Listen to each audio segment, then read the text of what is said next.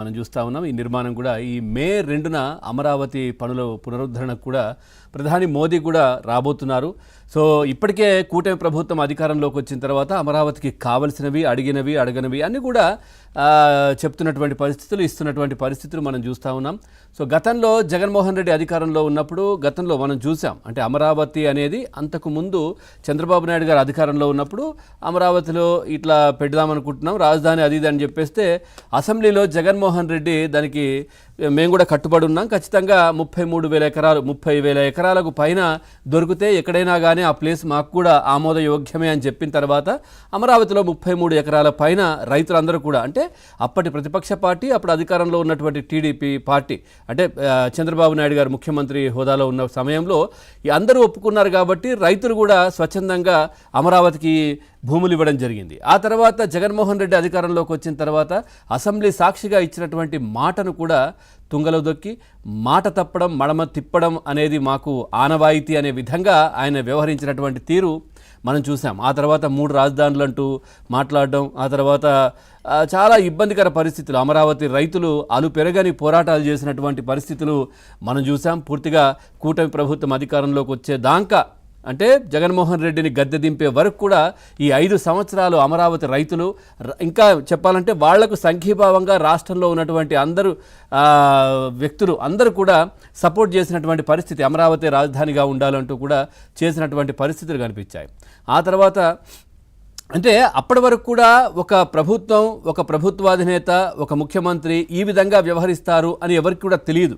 ఎందుకంటే ఈ డెవలప్మెంట్ అనేది నిరంతర ప్రక్రియ. మనం తెలంగాణలో కూడా చూస్తూ ఉన్నాం, రాజశేఖర రెడ్డి ముఖ్యమంత్రిగా ఉన్నప్పుడు, చంద్రబాబు నాయుడు గారు ముఖ్యమంత్రిగా ఉన్నప్పుడు, కేసీఆర్ గారు ముఖ్యమంత్రిగా ఉన్నప్పుడు ఎవరు వచ్చినా కానీ ప్రజలకు బాగున్నటువంటి సంక్షేమ పథకాలు పొడిగించడం, లేదంటే డెవలప్మెంట్ని ఎక్కడా కూడా అడ్డుకునే పరిస్థితి లేకుండా చేయడం, ముందుకెళ్లడం, ఈ విధంగా చేసినటువంటి పరిస్థితులు. కానీ జగన్మోహన్ రెడ్డి నిజంగా చెప్పాలంటే దేశంలోనే ప్రథమ వ్యక్తి అనుకుంటా ఈ విధంగా అధికారంలోకి రాగానే పూర్తిగా ఇచ్చిన మాటలు కావచ్చు, లేదంటే రాజధాని నేను మార్చేస్తానని చెప్పేసి 3 రాజధానులు అంటూ రాష్ట్రంలో ఒక 3 ముక్కలాట కింద రాష్ట్రాన్ని ఆడేసినటువంటి పరిస్థితి జగన్మోహన్ రెడ్డి దగ్గర మనం చూసాం. ఈ నేపథ్యంలో మరి ఇప్పుడు మళ్ళీ కూడా ఇంకొక 5,000 ఎకరాల కోసం, అంటే ఒక ఎయిర్పోర్ట్ కోసం కూడా ప్రభుత్వం ప్రయత్నం చేస్తూ ఉంది. ఎందుకంటే అంతర్జాతీయ స్థాయిలో రాజధాని కట్టాలి అని అనుకుంటే ఒక అంతర్జాతీయ స్థాయిలో కూడా ఎయిర్పోర్ట్ కావాలి. ఈ నేపథ్యంలో ఒక 5,000 ఎకరాలు దానికి, అట్లాగే ఇంకా పూర్తిగా కూడా ఇంకొన్ని కూడా ఎకరాలు కావాల్సినటువంటి అవసరం. దీనికి సంబంధించి కూడా ప్రజలతో ముఖ్యమంత్రి గారు నిన్న మాట్లాడడం జరిగింది.